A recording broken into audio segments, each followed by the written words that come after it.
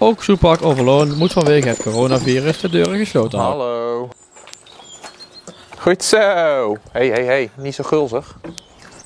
Dat wil niet zeggen dat er niks gebeurt binnen de muren van het dierenpark. Het leven van de wilde dieren gaat immers gewoon door.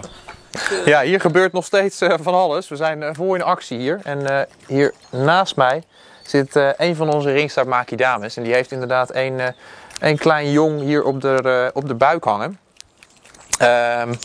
En we hebben ook nog een andere dame. Terug zie ik volgens mij. Oh, wacht, dit is die met die tweeling. Oh ja, perfect. Ja, dan is het ene jong is wat sneller dan het andere. Want normaal gesproken duurt het eigenlijk een week of 2 voordat die jongen, zeg maar zeggen, van de voorkant van de moeder zich naar de achterkant gaan bewegen. Maar wellicht ook omdat zij een tweeling heeft, is er iets minder ruimte. Waardoor ze al wat eerder naar achter geschoven zijn. En er is nog een andere moeder, ook met 1 jong. Dus ja, het leven gaat hier allemaal door. En de voortplanting ook. Ja, want er zijn nog meer jongen geboren hè, de afgelopen tijd. Ja, klopt. We hebben op dit moment 5 jonge pinguïns. En er zijn nog een aantal pinguïns die op eieren zitten. Pinguïnvaders en moeders. We hebben ook nog 2 jonge brassameerkatten van 2 verschillende moeders. Nou, hier dan 3 ringstaartmakies. Even te denken. Ja, en nog een heleboel Bennet wallabies en rode reuzenkangoeroes. Dus ja, met dit mooie weer, dan wil dat allemaal wel natuurlijk. Ja. Om de dierenliefhebbers toch van informatie te kunnen voorzien, wordt er vanuit het Zoepark meerdere keren per week gevlogd. Ja, we doen 3 keer in de week proberen we een vlog online te zetten. Over een vraag die mensen hebben ingestuurd. Op Facebook is dat. En mensen kunnen onder zo'n filmpje die we eerder hebben geplaatst een vraag zetten. En dan proberen we telkens een leuke of een andere vraag uit te zoeken en die beantwoorden we dan. Dus dat is sowieso leuk voor de mensen om een beetje contact te houden. Maar bovendien, de kinderen winnen ook nog een knuffel als ze een vraag beantwoord krijgen. Dus dat is natuurlijk een extra leuke verrassing. En welke vraag heb je al zo wel kunnen beantwoorden? Of, dan moet ik even goed nadenken hoor. Er was iemand, dat vond ik zelf in ieder geval een hele leuke vraag. Die vroeg wat het verschil was tussen de hond die je thuis zou kunnen hebben en de Afrikaanse wilde hond.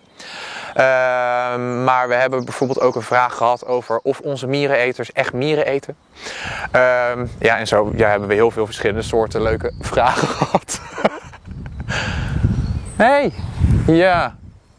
We staan hier eigenlijk voor een heel laag hekje, daar kunnen ze niet overheen. Nee, dat is een mooie bijkomstigheid van de biologie van een kameel. Je kan het nu ook mooi zien. Hun neus zit eigenlijk tussen hun 2 ogen in, zou je kunnen zeggen. Waar wij onze ogen allebei aan één kant hebben. Dat zorgt ervoor dat wij diepte kunnen zien. Omdat onze ogen 2 verschillende invalshoeken hebben die samen één beeld vormen. Maar bij kamelen zit hun neus ertussen. En daarvoor zien zij niet 3D, maar zij zien 2 aparte beelden. Dat is voor ons bijna niet voor te stellen. Maar daardoor kunnen ze geen diepte inschatten. En ze herkennen het stroomdraadje wel. Dus vandaar dat ze kunnen niet inschatten hoe hoog het is. En dus stappen ze er niet overheen. Dus ja, dat is een mooie bijkomstigheid. Biologisch gezien zouden ze dat namelijk wel gewoon kunnen. Ze kunnen die poten prima optillen. Maar omdat ze het niet kunnen inschatten, doen ze dat niet. Nou Tom, we staan aan de Oudberg. Het is rustiger dan normaal hè?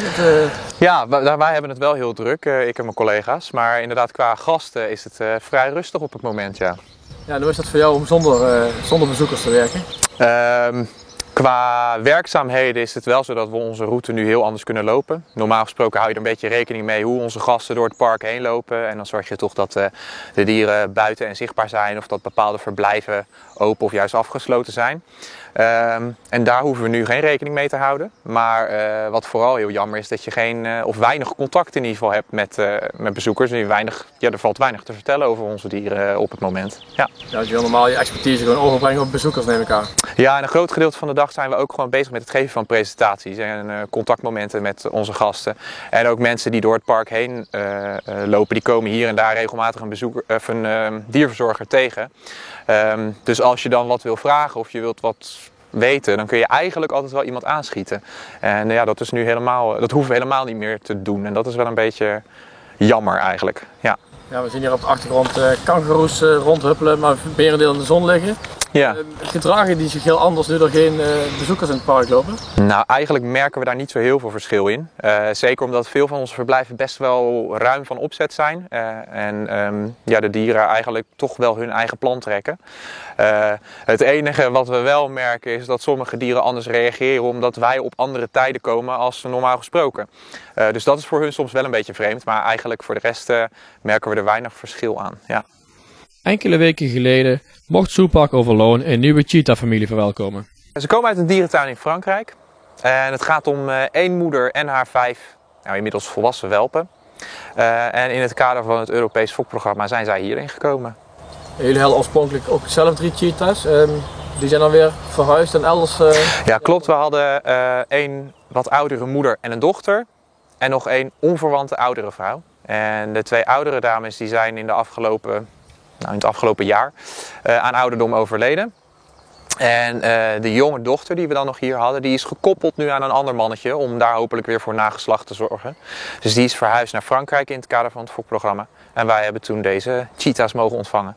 Ja, ze zijn helemaal op hun plek al, denk ik, of niet, als ik het zo zie? Ja, ze zijn al goed gewend. Ze zijn de eerste paar dagen eventjes binnengebleven, zodat ze goed konden wennen aan wat hun binnenverblijf is, aan de omgeving, nieuwe geuren en nieuwe verzorgers.